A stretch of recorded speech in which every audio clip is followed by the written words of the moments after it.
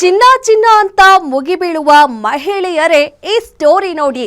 Rate ಕಮ್ಮಿ ಇದೆ, making charge wastage ಹಾಕಲ್ಲ ಅಂತ ಯಾರಾದ್ರೂ ಹೇಳಿದ್ರೆ ನಂಬೇಡಿ.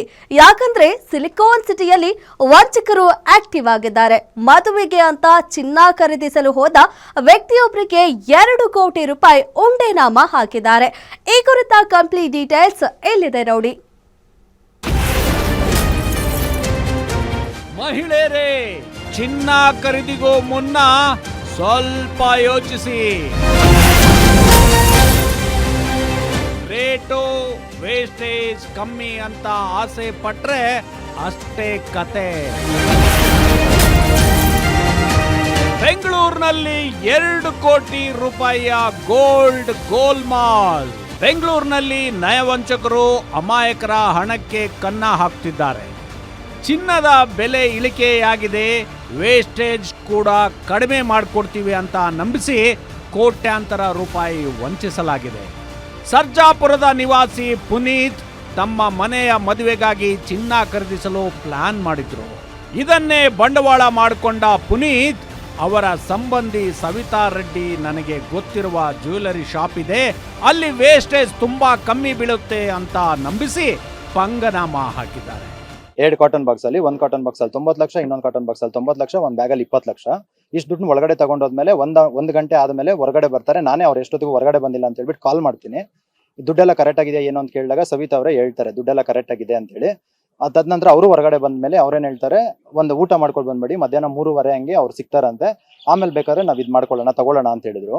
ಆಕ್ಚುಲಿ ನಾವು ಹೋಗಿದ್ ಪರ್ಪಸ್ ಏನಂದ್ರೆ, ಆ ವಾರದಲ್ಲಿ ಬಂದ್ಬಿಟ್ಟು 12,700 ರೂಪಾಯಿ ಚಿನ್ನ ರೇಟ್ ಇತ್ತು. ಆ ರೇಟ್ ಕಡಿಮೆ ಇರೋದ್ರಿಂದ ಹೋಗ್ಬಿಟ್ಟು ನಾವು ಮತ್ತೆ ನಮ್ಮ ರಿಲೇಷನ್ ಅವರೆಲ್ಲರೂ ಸೇರಿ ಒಂದು ಚಿನ್ನ ಖರೀದಿ ಮಾಡೋಣ ಅಂತ ಹೋಗಿದ್ವಿ. ಬಟ್ ಅಲ್ಲಿ ಮತ್ತೆ ವೇಸ್ಟೇಜ್ ಸ್ವಲ್ಪ ಕಡಿಮೆ ಇದೆ ಅಂತ ಹೇಳಿದ್ರು ಅವರು. ಸೊ ಆ ಒಂದು ಉದ್ದೇಶದಿಂದ ನಾವು ಅಲ್ಲಿ ಹೋಗಿದ್ವಿ. ಮತ್ತೆ ಲಾಸ್ಟ್ 8:30ವರೆಗೂ ವೆಯ್ಟ್ ಮಾಡಿದ್ವಿ. ಅವ್ನ MP ಜ್ಯುವೆಲರ್ಸ್ ಓನರ್ ಬಂದೇ ಇಲ್ಲ.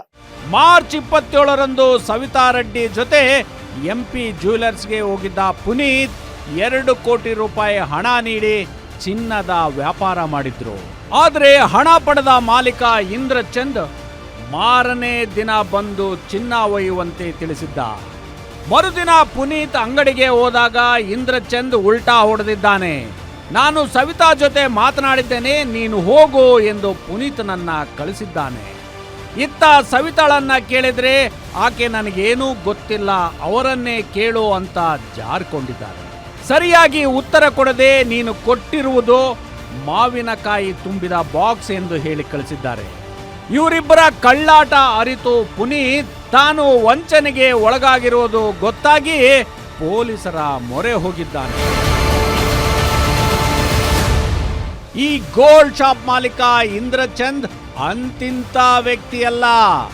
ಜನರ ಹಣದಲ್ಲಿ ಬೆಳ್ಳಿ ಸೋಫಾ ಮೇಲೆ ಕೂತು ಫೋಜ್ ಕೊಡುವ ಈತ ಕೇವಲ ಕ್ಯಾಶ್ನಲ್ಲಿ ಮಾತ್ರ ವ್ಯಾಪಾರ ಮಾಡ್ತಾನೆ. ಹಲವರಿಗೆ ಟೋಪಿ ಹಾಕಿದ್ದಾನೆ ಎನ್ನಲಾಗಿದೆ. ಈ ಬಗ್ಗೆ ಪುನೀತ್ HSR ಲೇಔಟ್ ಪೊಲೀಸ್ ಠಾಣೆಯಲ್ಲಿ ದೂರು ನೀಡಿದ್ದಾರೆ. FIR ದಾಖಲಾಗಿದ್ದರೂ ಪೊಲೀಸರು ಆರೋಪಿಗಳನ್ನ ಬಂಧಿಸದೆ ಮೀನಾಮೇಷ ಎಣಿಸುತ್ತಿದ್ದಾರೆ ಎಂಬ ಆರೋಪ ಕೇಳಿಬಂದಿದೆ. ಪೊಲೀಸರು ಆರೋಪಿಗಳ ಬೆನ್ನಿಗೆ ನಿಂತಿದ್ದಾರಾ ಎಂಬ ಅನುಮಾನ ಮೂಡ್ತಿದೆ. Ajay Kumar, crime bureau, guarantee news, Bengaluru.